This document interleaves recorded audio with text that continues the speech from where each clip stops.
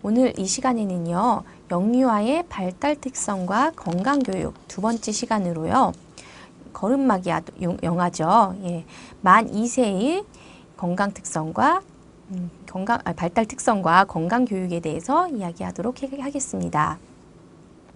먼저 영양 및 섭생에 대해서 살펴보도록 할게요. 예, 그 중에서 먼저 영양소에 대해서 이야기를 하겠습니다. 이 시기는요, 물론 처음 태어나서부터 만 1세까지 정도의 급속한 성장까지는 아니지만 그래도 여전히 신체와 체중이 늘어나고요. 또 골격의 수가 증가하고요. 또 신생아기에 부드러웠던 뼈의 조직도 경화되기 시작합니다. 따라서 성장이 매우 왕성한 시기이고요. 그렇기 때문에 영아의 건강한 성장을 위해서는 무엇보다도 가장 기본적으로 열량과 영양소를 공급하는 것이 가장 중요하고요. 영아의 경우에는 성장 발달이나 신체 활동량의 개인차가 매우 큽니다.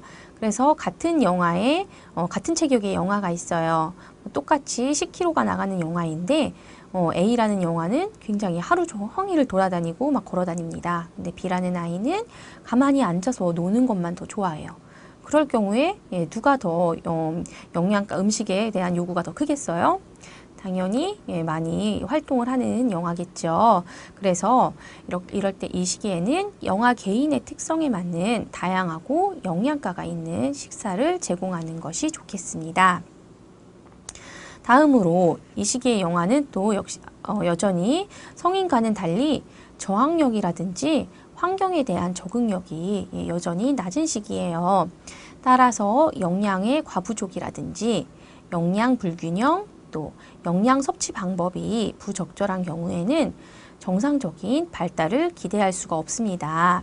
따라서 건강한 성장을 위해서는 영아에게 적절한 식품을 선택할 수 있도록 하고요. 또 음식 섭취 방법이나 식품 위생 등에도 주의를 기울여야 하겠습니다. 영아기의 영양 결핍은 신체적 성장과 발육, 또 정신적인 발달과도 관련이 있는데요. 따라서 영양가 있는 음식의 공급과 또 건전한 식생활 습관을 길러주도록 해야겠습니다. 특히 이 시기에는요, 탄수화물이나 단백질, 또 지질, 무기질, 비타민 등 이 시기에 영아들의 성장과 굉장히 밀접한 관련이 있는 영양소입니다. 따라서 이러한 영양소들을 잘 공급하는 것이 좋겠습니다. 다음으로 영양과 질병에 대해서 살펴보도록 하겠습니다. 영양 상태와 질병은 밀접한 관련이 있다는 것 아시겠죠? 그래서 영양 상태가 나쁘다라고 하면은 우선은 질병에 감염될 확률이 굉장히 높아집니다. 또요, 그 질병으로 인해서 식욕이 또 감퇴하기도 하고요. 또 소화할 능력이 감소하기도 하고요. 따라서 가능하다면 질병에 노출하지 않도록 주의를 기울여야 하겠고요. 또 충분한 영양을 공급하고 또 병에 저항할 수 있는 에너지의 비축이 필요하다라고 할 수 있겠습니다. 이 시기 영아들의 식습관에 대해서 살펴볼게요. 이 2세에는요, 좋아하는 음식이 생기는 등 식품에 대한 기호가 생기는 시기예요. 그래서 섭취하는 음식의 양도 영아에 따라서 굉장히 차이가 많이 나는데요. 먹는 것을 즐기고 또 섭취량이 많은 영아들의 경우에는 영양 불균형 등의 문제가 생기는 경우가 굉장히 드물어요.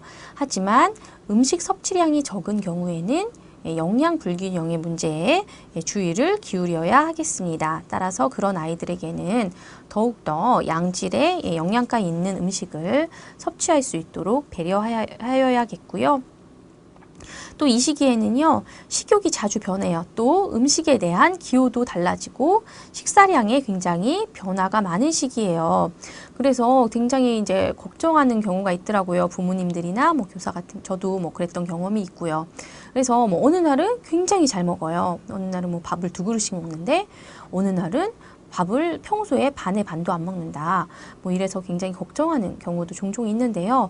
그러기보다는 이 시기에 발달 특성이다라고 생각을